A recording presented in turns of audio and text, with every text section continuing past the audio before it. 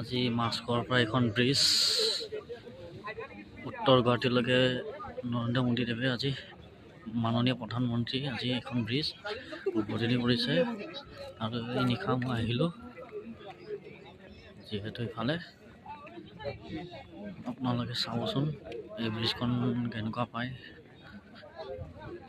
লগতে আপোনালোকে আহিব ইফালেদি মানে গ'লে আপুনি উত্তৰ গুৱাহাটীখন ওচৰত হ'ব।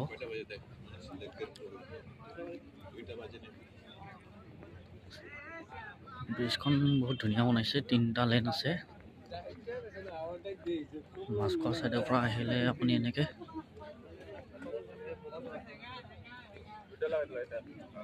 উঠিব আৰু সিফালেদি এটা আছে লেনটো চেঞ্জ কৰি ওলাই যোৱাটো গুৱাহাটী চিটিত যিহেতু সোমাই যায় সেইটো পাৰ্টি গুৱাহাটী চিটি সোমাই যাব। আৰু এইটো চাইডেদি আমি এতিয়া আমিনগাঁও চাইডে গৈ আছোঁ, উত্তৰ গুৱাহাটী যোনটো চাইড আৰু মানে সেই চাইডটোত গৈ আছোঁ।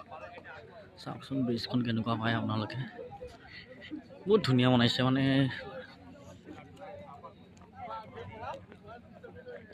ভাল লাগিছে ব্ৰিজখন। মানুহ চাওকচোন কিমান মানুহ হৈছে আজি প্ৰথম। আৰু ইফালে মানুহ এটা ভাল হৈছে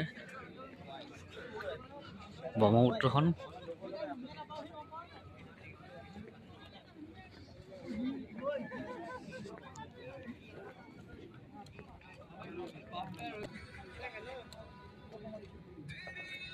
ব্ৰিজখন আপোনাৰ কেনেকে বনাইছে মানে ইয়াতে আপোনাৰ কিমানটা খুঁটা আছে কিমানটা কি পুৰা ফুল ডিটেইলছ দিয়া আছে। আপোনালোকে চাব খোজে অকণ ভালকে চাই ল'ব পাৰিব।